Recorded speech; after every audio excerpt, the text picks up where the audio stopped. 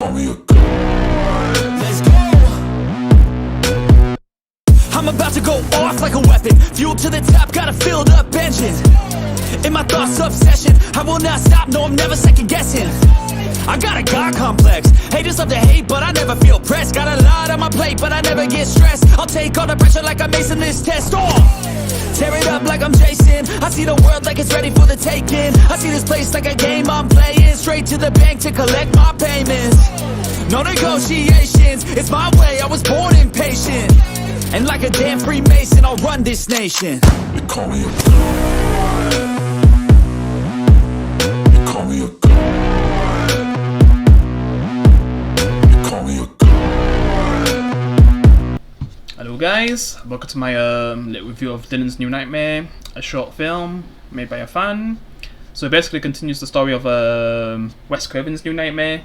And man, it'd be so cool if they could actually make this into a full film, because man, we haven't really got anything from Nightmare on Elm Street for like flipping 13 years. This is basically the first thing in a long time, and it basically continues the story from one of the best, probably, Nightmare on Elm Street films. To me, it's my third favourite. I'm not sure if it's second, because there is the third film, like Dream Warriors. That's just such a good film. But yeah, and the first one was always going to be the best. But yeah. Just Wes Craven's New Nightmare was pretty good, and it's cool that many years later, the boy in that film ends up basically reprising his role, like a man now, and he basically helped make this, fan film, and how he's basically dealing with stuff after Wes Craven's New Nightmare, which the story of that basically is taking place in like real life, and it just made it so cool how they did that. Like you actually get to see Robert England and all that in real life. You just see basically the real life characters, and Nancy's basically fake family, so that's the only thing that's basically fake, because they're basically just playing their selves, their real life selves. But then like basically Freddy Krueger comes into real life and basically haunts Nancy and her son, and it basically messes up the son a lot. So you're basically seeing how he is as an adult, and I guess he's having like hallucinations, so he doesn't know when he's dreaming or he's having like a hallucination. So that's pretty cool detail they add to this, because he's still trying to like be an actor at the same time, being in horror films, because of his experience and how he can like bring some proper emotions because of his experiences against Freddy Krueger. Yeah, and that's the cool thing about it. Yeah, and then you just the way how he comes back as well. I don't know if it's the same actor. I think probably got a different actor anyway. But yeah, the one who basically plays as Freddy Krueger in this does a good job. He looks like Freddy Krueger. Yeah, he does a really good job. Yeah, special effects and stuff. Yeah, pretty good. Like the gore and stuff, it's pretty good. It was just nice to see the real Freddy Krueger again, and after that reboot version from 2010. Oh god, hey man. Probably the coolest thing they did with that version is put him in MK9.